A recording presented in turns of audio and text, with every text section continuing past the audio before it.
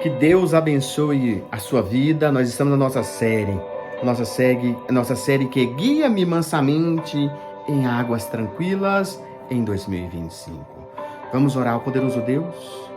Vem, Senhor, e fale conosco através dessa mensagem nesse dia, Senhor. Dê-nos discernimento dessa mensagem para cada um de nós. Nós pedimos, Senhor, em nome de Jesus. Amém e graças a Deus por isso. Olha o que diz a mensagem de Deus. Está aqui no livro de Marcos, Marcos 6, de 1 a 6. E o tema da mensagem é Jesus em Nazaré, incredulidade dos habitantes. E partindo dali, chegou à sua pátria, ou seja, Jesus chegou aonde ele nasceu, onde ele cresceu. E os seus discípulos o seguiram. E chegando o sábado, começou a ensinar na sinagoga, e muitos, ouvindo-o, se admiravam, dizendo: de onde lhe vêm estas coisas? E que sabedoria é esta que lhe foi dada? E como se fazem tais maravilhas por suas mãos? E não é este o carpinteiro, filho de Maria, o irmão de Tiago, de José, de Judas, de Simão? E não estão aqui conosco as suas irmãs? Escandalizaram-se nele. E Jesus dizia: não há profeta sem honra na sua pátria, entre os seus parentes e a sua casa. Então não podia fazer ali nenhuma obra maravilhosa. Somente curou alguns poucos enfermos, impondo-lhe as mãos.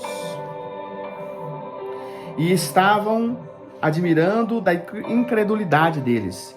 E percorreu as aldeias vizinhas ensinando. A vida nossa é desta forma.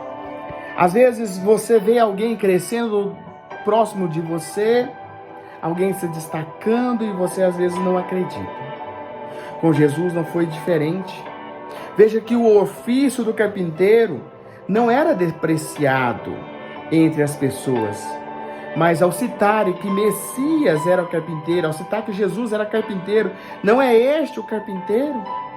Eles quiseram ali mostrar que ele não tinha qualificações rabínicas, ou seja, ele não tinha qualificações para ensinar de sabedoria. Isto é, o povo rejeitando crer em suas palavras, porque ele não havia frequentado ali as famosas escolas religiosas de Jerusalém. Então o povo rejeitava: não é esse? Isso aí é filho de Maria. Isso aí, é carpinteiro.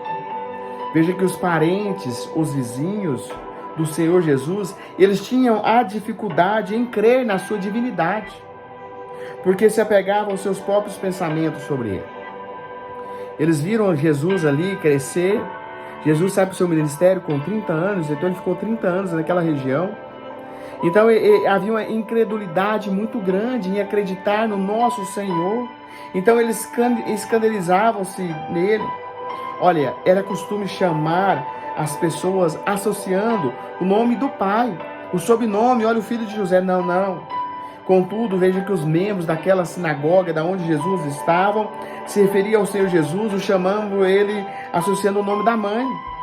Quando isso geralmente acontecia, ocorria 3 motivos para ser chamado pelo nome da mãe: Jesus, filho de Maria, não Jesus, filho de José, não Jesus ali, descendente ali de Davi. Então, os 3 motivos eram: quando o pai já estava morto, então o pai já havia falecido, então chamava ele pelo nome da mãe. Quando a paternidade dele, ou seja, quando ele não era reconhecido, não tinha certeza, era desconhecido quem era o pai dele. E quando queria demonstrar desprezo por alguém. Então, quando Jesus chega ali e é chamado Jesus, filho de Maria, poderia ser porque eles não reconheciam o pai ou porque queria realmente desprezá-lo. Por isso também que eles falam de carpinteiro, não é este o carpinteiro. Então, admirando Jesus, as incredulidades deles, o Senhor Jesus se maravilhou com a mulher hemorrágica. Nós falamos agora ontem do vídeo da mulher hemorrágica, que ela falou dentro de si, olha, se eu somente tocar nas vestes do Senhor. Enquanto muitas pessoas o desprezavam, e desprezam hoje em dia. Muitas pessoas hoje, por causa da incredulidade, por causa das coisas que têm acontecido, desprezam o Senhor, da mesma forma que ele foi desprezado, desmerece o Senhor. Mas ele ficou ali, quando na passagem anterior, onde a mulher hemorrágica, o tamanho da fé dela, olha, vá, a tua fé te curou. Mas também Jesus, olha, ele também foi surpreendido com a descrença, ou seja, a falta de fé dos moradores de Nazaré. Olha, afinal, eles conheciam muito bem, inclusive as suas origens, o comportamento ali. Além disso, eles tiveram a oportunidade de ouvir a sabedoria da palavra de Deus, dita pelos seus lábios. Eles tiveram a oportunidade. Muitos de nós, às vezes, têm a oportunidade de ouvir a palavra de Deus e não damos ouvido para a palavra de Deus. Então, diante dos privilégios, os nazarenos deveriam ser primeiro a crer, eles deveriam ser o primeiro a crer no nosso Senhor, no nosso Messias, e observar o seu ensino. Olha, no entanto, eles foram os primeiros rejeitados. Nada agrada mais o nosso Deus do que a fé. Nada ofende mais do que a incredulidade. Sabia que nada agrada mais o nosso Senhor pela fé? Sabia disso? Vou mostrar para você na Bíblia, na palavra de Deus. Abra a tua Bíblia em Hebreus 11:1. No livro de Hebreus 11:1, vai dizer assim: ora, a fé é o firme fundamento das coisas que esperam e a prova das coisas que não se veem. Então, ou seja, a fé é o firme fundamento. Então, em Hebreus 11:6 vai dizer: ora, sem fé, a pessoa que não tem fé, a pessoa que é incrédula, é impossível agradar a Deus. Porque é necessário que aquele que se aproxima de Deus creia que Ele existe e que é galardoador dos que os buscam. Devemos entender que o nosso Deus, o Altíssimo, exige um relacionamento com Ele, como homem, Ele mesmo, Ele nos exige. Se nós queremos agradar o Senhor, nós devemos ter esse relacionamento humano com Ele. Humano de pai, nós somos filho, o Senhor é nosso Pai, o filho que desconfia dele. Olha, se nós desconfiamos do Senhor, nós não colocamos a nossa fé no Senhor. Então, portanto, sem fé, nós devemos ali não ser amado pelo Senhor, porque sem fé nós não agradamos ao Senhor. Nós devemos demonstrar a nossa fé. Abraão, quando foi chamado, Abraão, sai da tua casa, do teu parentela, vai para a terra que eu lhe mostrarei. Abraão usou a fé. Abraão, quando o Senhor falou para ele, olha, pega o teu filho, o teu único filho, vai até o monte que eu lhe mostrarei, caminhou 3 dias. A fé é o que agrada. Se nós queremos chamar a atenção do Senhor, é pela fé que foi exercida aqui pela galeria da fé. Então Abel ofereceu maior sacrifício do que Caim, agradou ao Senhor. Olha, pela fé ali, Enoque foi translado para não ver a morte. Então, se Noé, pela fé, ele construiu a arca. Pela fé, nós devemos buscar ao Senhor. Colocar o Senhor em primeiro lugar. Colocar o Senhor no centro de nossa vida, dentro de nós. Buscar o Senhor quando pode se achar. Vamos orar.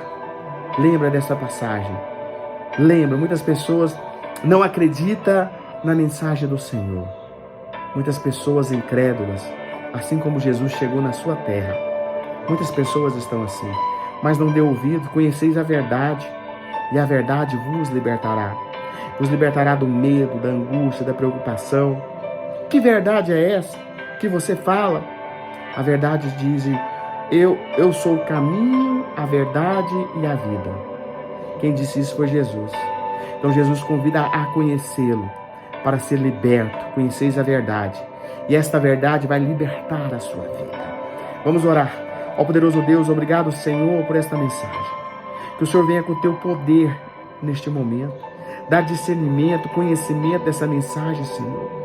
Sonda, Senhor, o coração de cada um, Senhor. Aqui estão pessoas neste grupo de oração, neste meio de comunicação, pessoas de fé, que ficou até o final. Então sonda o coração de cada um e responde, Senhor. Eu te peço, Senhor, em nome de Jesus. Amém? E graças a Deus por isso.